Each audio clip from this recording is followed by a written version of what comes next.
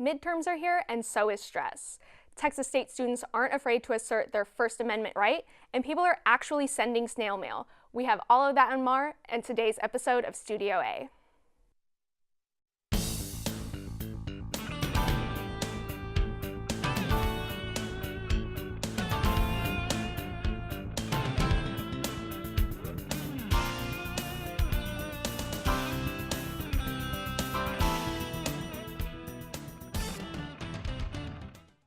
Hello and welcome to Studio A. I'm your host, Holly Hendrickson, and we have some incredible stories for you today. Joining me on the first episode of 2017 is Adriana Ruiz, Amari Mora, Terry Rodriguez, and Kayla Giles. So the start of the spring semester coincided with the inauguration of President Trump, and some of the Texas State students aren't happy with some of his recent executive orders. Amari, you were able to talk to the students who started the protest by the Stallions. Absolutely, yeah. The three starters of the protest were three girls from completely different backgrounds, and they all came together to get the school involved and get everyone together. All right, let's check it out. In the face of recent executive orders that some say undercut diversity in America, Texas State students took to campus to express their opinion.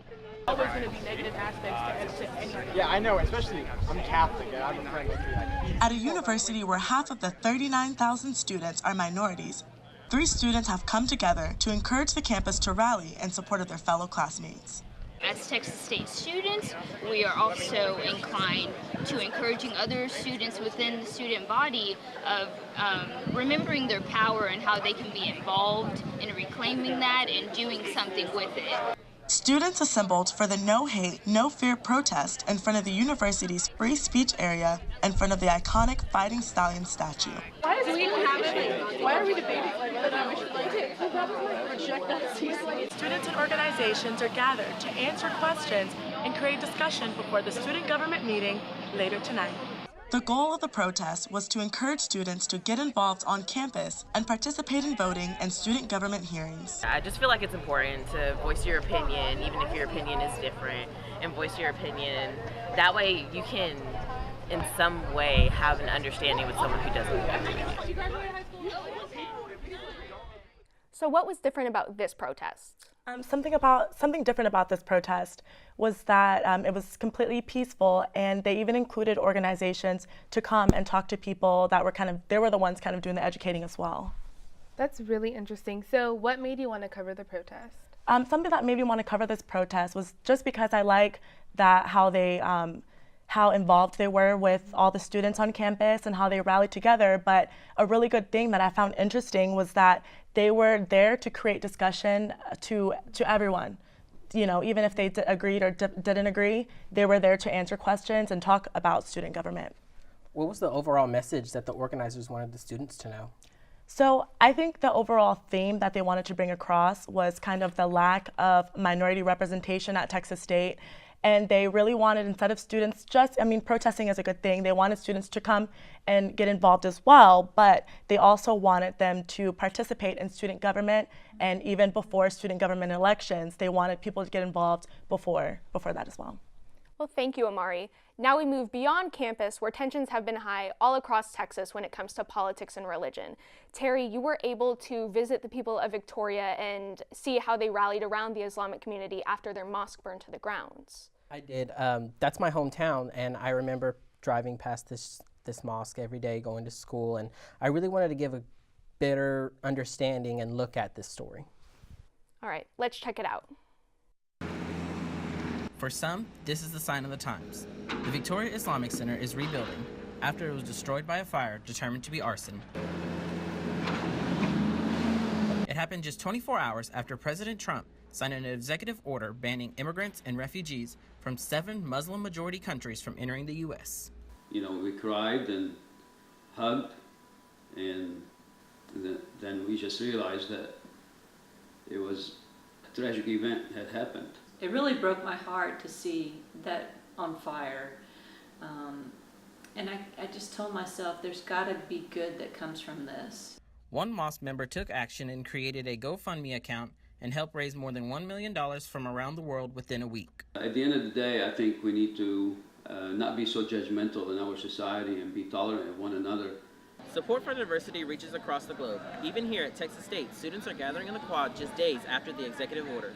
I think it's important for non-Muslims to really voice their support and intolerance to discrimination and hateful action in accosting Muslims. Manti says the first step in wiping out that intolerance is getting a better understanding from people in your community. Visit a different church than yours, or if you know someone that is Muslim, ask them questions. It's okay, you know.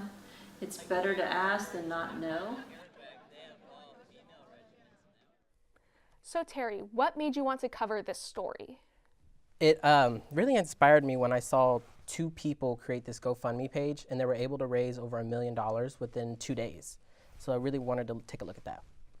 So what did you see whenever you came across the burned mosque? It was a very eerie, sad, chill feeling just seeing this debris of what used to be a building and the construction workers, taking away the ashes and taking away all the stuff that used to be there. Man, that's terrible. What are some of the ways that this community actually rallied together after this event? They actually had their own prayer group where the whole town came together regardless of their gender, their race. It just didn't matter who you were, just came together to support these people who lost their church. Right. Well, thank you for that story, Terry. Coming up next, we'll talk about the stress of exams and what some students are doing to take their mind off of it. Stay right here on Studio A. Looking for a place that's got a sick beat. Hip Hop Congress is where you need to be. Open to all students looking for a good time. 2.0 GPA is all that's required. Hip hop culture is one thing they discuss. Big events and lectures that bring awareness. At the end of spring, for those that didn't know, they throw an event called the Epidemic Show. A place where artists can show some mad skills. Crazy beats and talent promise to be ill. Every Tuesday, LBJ is where they meet. 6 to 7 sharp in LBJSC. So if you're looking for a place that's super fly, come stop by. There's no need to apply. Just bring some knowledge and some friends. Your life in hip hop culture is about to begin. What's up? For those looking for more information, can follow Hip Hop Congress on Twitter at TXStateHHC. This has been a public service announcement. Welcome back. Exams are here, and midterms can really take their toll on Texas State students. I'm pretty sure all of us here at Studio A are feeling that pain. Studio A's Rebecca Mendoza took a look at how stress can affect the mental health of students. The college years, to some, are the best years of their lives. Parties, meeting people, and lots of freedom. But like a wise man once said, with great power comes great responsibility. All the things I have to balance are, of course, my social life, my friends, my classes, my 16 hours that I'm taking this semester, my work, and my study time, and my organizations. A study done by UCLA revealed that about half of incoming freshmen did not feel emotionally healthy during their first year of college. It's pretty common for us to be stressed, but the difference is how we decide to deal with that stress. So of course there's a good stress and a bad stress. During their first year of college, students tend to not know how to balance different parts of their lives and end up letting their mental health deteriorate. Texas State offers help for students to fight stress through the Health Center, the Counseling Center in LBJ, and organizations like Healthy Cats.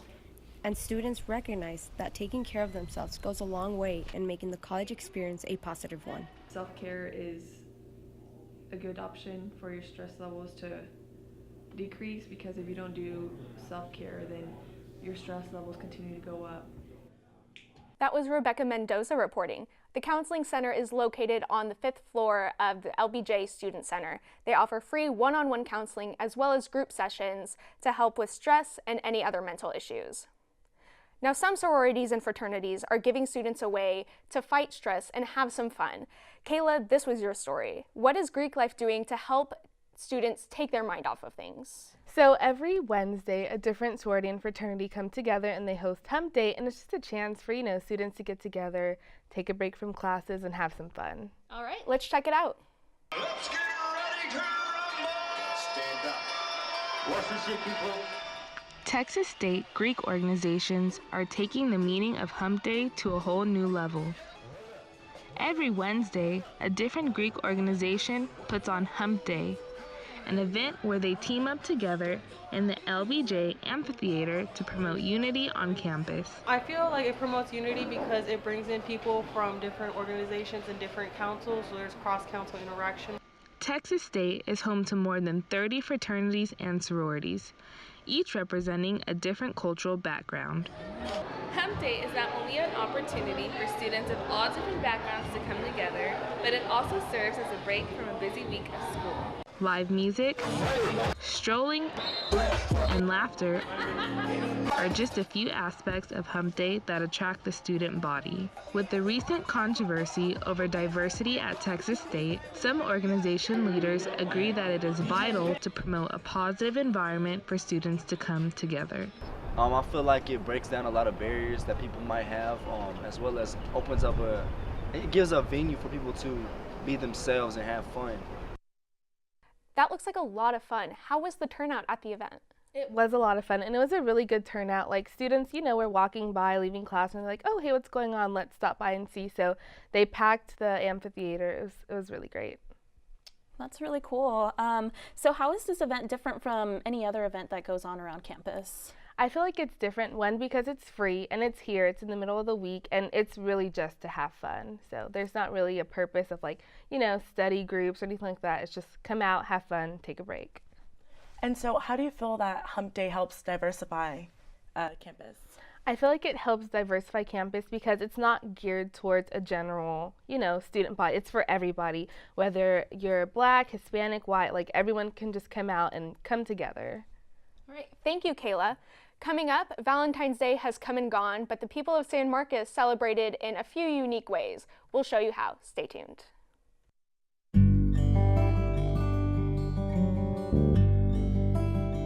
Project Healing Waters Fly Fishing of San Marcos is dedicated to getting disabled military personnel and veterans outdoors. They focus on developing personal relationships and new skills in a calm, natural environment.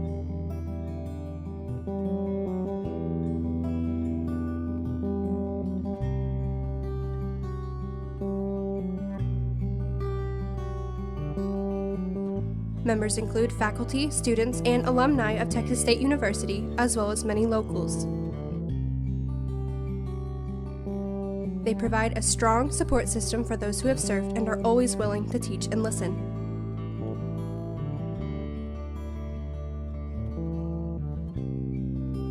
For more information, contact Regional Coordinator Mike Schlimgen or go to phwff.org.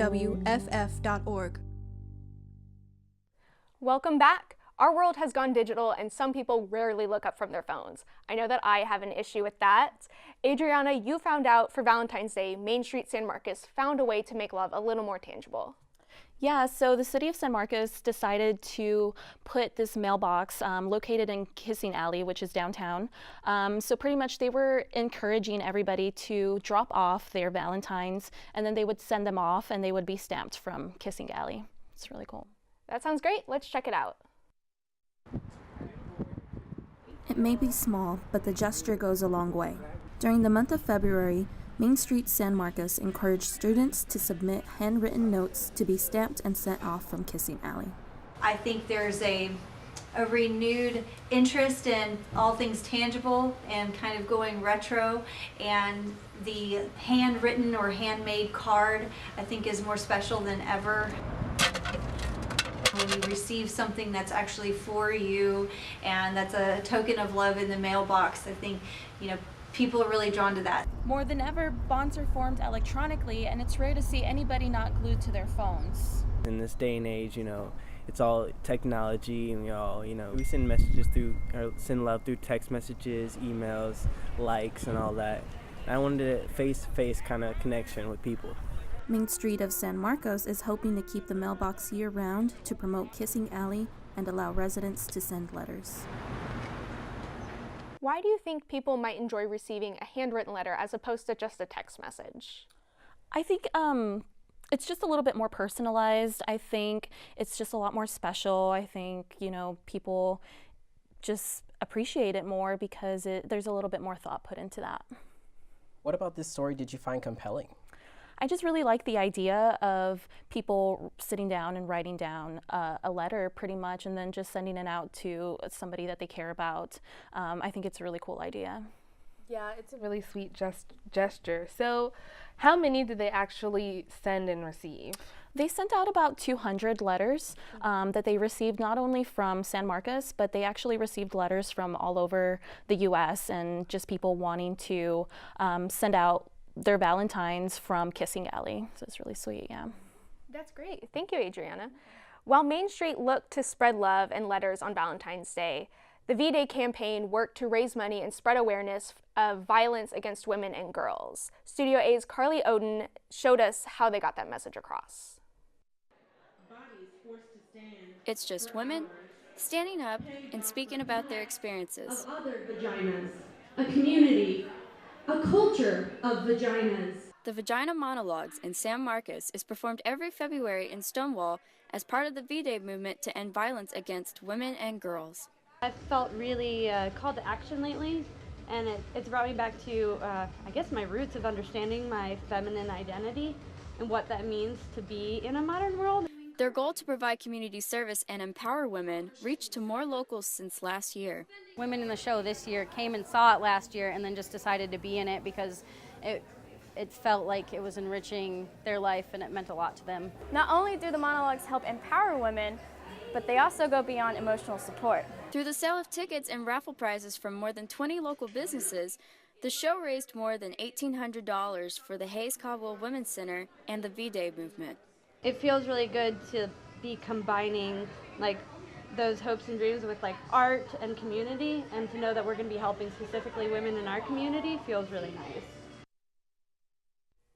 If you'd like to know more about the V-Day campaign, you can visit their website, vday.org. Now everyone has a favorite art form, whether it's music, painting, or any other form of expression. Tattooing is a growing art form, and Studio A's Kelly Bechtel was able to visit an international tattoo convention up the road in Austin. You'll hear the familiar buzz of tattoo guns all throughout the Palmer Event Center every January. Tattoo artists come from all over the world showing off their work and creating more during the annual Star of Texas Tattoo Art Revival. It's art that you take with you, you know, the detail work, and there's so many amazing artists that are here. It's really cool to go around and see it, and to be able to have a piece of that goes with you everywhere is pretty awesome. And everywhere here, your eyes find living art, and that's just one part of what makes this event unique. We try to just make it a really great visual event. We have an art gallery that we make people participate in. We do contests where people show off their older healed tattoos, all kinds of entertainment. Here at the Art Revival, you'll find tattoos of all different shapes, sizes, and colors. But there is more to tattoo culture than just the ink on the skin. And so it brings back a time, a place, a memory, it brings back people, sights, sounds, smells, more than what a photograph can ever do, you know, and you carry it with you. I've been sober for like 3.5 years now, and that's actually what inspired like my first large tattoo, my chest piece. This tattoo is all about recovery. It says all good junkies go to heaven. And that's just one of many unique and personal stories found at the Star of Texas Art Revival that are told through an often misunderstood art form. Around 3,500 people attended the convention, and that's not surprising. Pew Research found that among adults 18 to 29, almost 40% have at least one tattoo. Are y'all surprised by that? No, I have one. Not at all. Yeah. I'm terrified of needles, so. So you're not going to be part of that 40%? Definitely not. Well, that is all we have for you today on Studio A. We hope that you enjoyed the show. I'd like to thank all of our reporters for sharing their stories, and thank you for tuning in. For Adriana Ruiz, Imari Mora, Terry Rodriguez, and Kayla Giles, I'm Holly Henriksen. All of the stories that we saw today will be on the Studio A Texas State YouTube channel. We'll be back after spring break with our next show. Thanks for watching.